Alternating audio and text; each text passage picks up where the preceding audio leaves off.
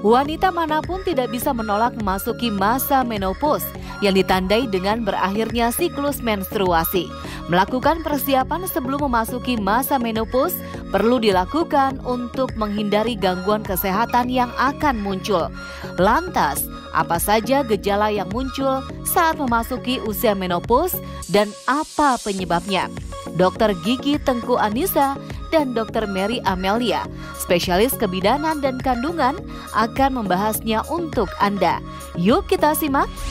Pemirsa, memang menopause itu salah satu gejalanya adalah terjadinya perhentian siklus menstruasi, benar kan dok? Nah kalau misalnya sudah ada gejala menstruasi atau menstruasi ini terjadi nih dok, kira-kira penyebabnya itu kenapa ya dok? Nah harus tahu dulu nih, apa sih yang disebut dengan berhentinya haid. Jadi kebalik dulu nih, kita tahu dulu apa yang dinamakan menopause. Menopause itu artinya berhentinya haid secara permanen 12 bulan berturut-turut atau selama 1 tahun. Nah, menopause ini merupakan proses yang wajar buat seorang perempuan, jadi jangan takut, setiap perempuan pasti akan mengalami yang namanya menopause. Tetapi kita mesti tahu juga berapa sih batasan umur yang biasanya seseorang perempuan ini mengalami menopause. Normalnya di Indonesia nih, menopause itu terjadi di usia 44 sampai 51 tahun, tetapi ada juga yang di bawah 40 tahun. Itu yang kita sebut dengan menopause dini. Nah, menopause itu karena sifatnya aging, ya tidak bisa kita lakukan yang namanya kita stop atau kita hindari, nggak bisa. Tetapi ada beberapa kasus yang akan menyebabkan menopause dini. Salah satunya contohnya misalnya nih pasien sudah mengalami operasi pengangkatan indung telur. Berarti kan sel fungsi telurnya udah hilang, udah nggak ada lagi produksi sel telur yang akan menghasilkan hormon estrogen itu. Ya otomatis pasien tersebut akan menopause lebih cepat. Lalu pada pasien-pasien yang menjalani kemoterapi, radiasi terapi, pada pasien kanker, nah itu juga akan mengalami menopause yang lebih cepat dari usianya. Dan satu lagi nih yang lagi banyak nih sekarang, yaitu menopause yang terjadi nggak tahu kenapa usianya belum nyampe 40 tahun tapi sel telurnya tiba-tiba habis. Jadi ada beberapa wanita yang memang terlahir dengan telur yang sangat sedikit. Jadi beberapa perempuan yang mempunyai jumlah telur yang normal yang sudah dipunyai sejak bayi itu normalnya akan mengalami menopause di usia 44 tahun. Sekarang ini banyak pasien datang ke saya dengan gangguan haid, bahkan umurnya masih 25 tahun, ternyata begitu dicek telurnya udah nggak ada lagi.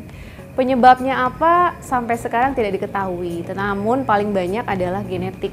Jadi kita nggak tahu apa yang terjadi sehingga waktu perempuan tersebut lahir, ternyata cadangan telurnya tidak sebanyak yang dipunyai perempuan pada umumnya. Dokter Mary, tadi dokter ada nyinggung tentang menopause dini nih dok. Nah ini menarik nih dok, tapi dok sebelum itu mungkin pemirsa harus tahu dulu. Kalau menopause itu kan biasanya ada gejala-gejalanya ya dok ya sebelum terjadinya menopause. Nah apa aja sih gejala-gejalanya itu dok? Ya, menuju menopause ada kondisi yang disebut dengan premenopause. Nah, premenopause itu terjadi biasanya 4-5 tahun sebelum menopause. Nah, apa sih gejalanya yang paling sering? Biasanya pasien mengeluh, dok kok mens saya nggak teratur ya. Yang biasanya setiap bulan, sekarang mensnya kadang 2 bulan sekali, 3 bulan sekali, atau bahkan 6 bulan sekali. Jadi pasien mengaku mensnya sudah jarang dan jumlahnya udah nggak banyak lagi.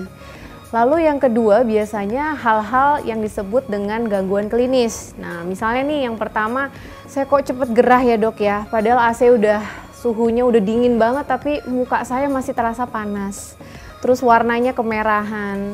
Lalu kalau misalnya saya lagi nonton film yang melo-melo kok jadi over sedihnya. Lalu saya kok nggak terlalu niat ya dok ya kalau diajak berhubungan dengan suami. Lalu biasanya juga pasien mengeluh daerah kewanitaannya cenderung lebih kering, kalau berhubungan kadang terasa sakit, tulang-tulang juga udah mulai nyeri-nyeri, atau pada beberapa pasien mengaku males aja tuh dok untuk melakukan apa saja yang biasa dilakukan aktivitas sehari-hari terasa berat gitu. Nah itu sudah menunjukkan gejala premenopause. Itu gejala-gejalanya ya dok ya. Nah biasanya kalau misalnya yang menopause dini, apakah mengalami gejala yang sama? Hampir sama, karena pada prinsipnya gejala itu timbul karena fungsi daripada sel telur sudah mulai hilang. Artinya hormon kesuburan yang biasa perempuan itu punya yang menyebabkan mens teratur tiap bulan itu juga udah mulai hilang. Cuma biasanya perempuan-perempuan yang masih muda itu beranggapan kalau mens tidak teratur itu karena stres, karena kecapean, menjadi masalah ketika mau hamil. Dok, saya tuh sebenarnya gangguan haidnya udah lama, dari waktu saya muda udah gangguan haid, tapi tidak diperiksakan, padahal itu sudah merupakan suatu tanda jangan-jangan gangguan haidnya memang ke arah premenopause. Dok, tadi kita ngomongin soal menopause yang terjadi dini. Selain dari genetik, kira-kira apa ada faktor-faktor eksternal yang bisa menyebabkan menopause dini? Misalnya dok, gaya hidup, merokok, pola makan, seperti itu gimana dok? Ya, tentunya ini yang masih terus digali oleh organisasi menopause dunia. Kita pengen tahu apakah ada penyebab lain. Memang pola hidup yang tidak baik, merokok, asupan kafein yang berlebihan, stres yang berlebihan, secara fungsi sel telur saja jelas akan menyebabkan adanya penurunan kualitas dari telur. Jadi mungkin saja sih dia berpengaruh terhadap adanya kondisi menopause yang terlalu dini.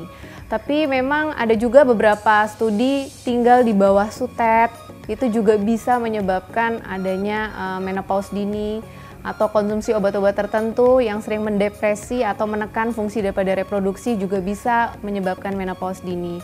Secara gamblang belum bisa sih disebutkan atau kaitan langsung antara pola hidup dengan menopause, tapi sifatnya semuanya merupakan banyaknya radikal bebas. Nah, gimana dengan stres dok? Kan pandemi nih orang-orang stres di rumah, ya kan nggak bisa keluar. Nah, kira-kira stres bisa nggak mempengaruhi menopause dini? Ya, kalau stres secara keseluruhan sih fungsi reproduksi bisa terganggu, tapi tidak secara langsung.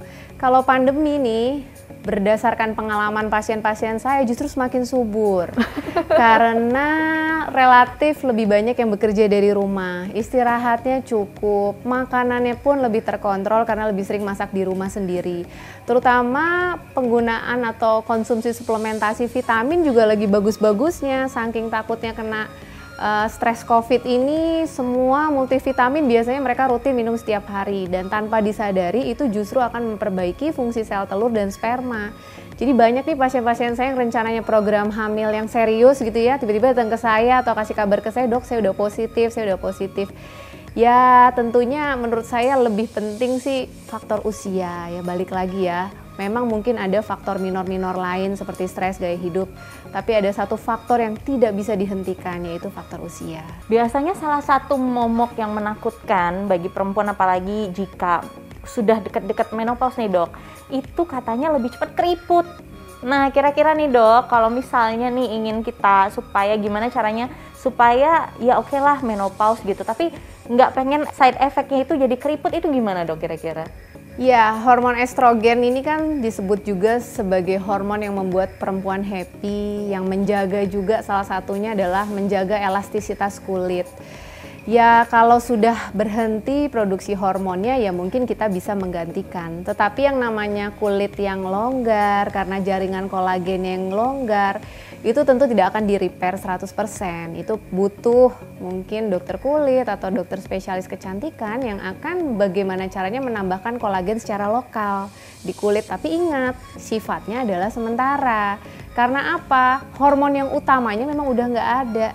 Gitu. Jadi kita hanya menambahkan saja, misalnya kendur ya kita kasih kolagen lokal, lalu dilakukan teknik-teknik dari dokter untuk membuat jaringan kolagennya terbentuk lagi, lebih kencang lagi, tapi biasanya itu membutuhkan ulangan 3-6 bulan.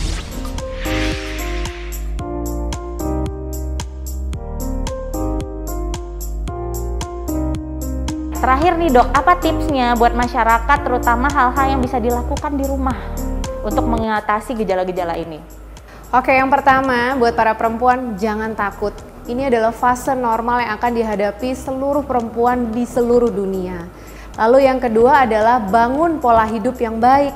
Pola hidup yang baik ini baik dari segi makanan, olahraga teratur, batasi asupan kafein, kemudian tidak merokok, dan jangan lupa berjemur vitamin D supaya tulang-tulangnya tidak mudah terasa nyeri. Lalu yang ketiga, kalau dirasa ada keluhan atau gejala yang membuat seseorang ini merasa depresi, tidak nyaman, segera konsultasikan dengan dokter. Karena mungkin ibu atau perempuan tersebut membutuhkan pertolongan dokter untuk mendapatkan terapi hormon. Dan mungkin yang keempat, apa sih yang bisa kita lakukan di rumah? Ya konsumsi tuh kedelai, baik dari susu kedelai, tempe, tahu. Itu merupakan senyawa yang mirip dengan estrogen yang bisa mungkin membantu keluhan-keluhan yang biasa dihadapi pada perempuan menopause. Tentunya konsumsinya tersebut juga harus dalam waktu yang lama. Nah pemirsa Hidup Sehat Plus, itu dia bincang sehat kami, semoga bermanfaat. Saya Dr. Tengku Anissa. Saya Dr. Mary Amelia, spesialis kandungan. Untuk Hidup Sehat Plus.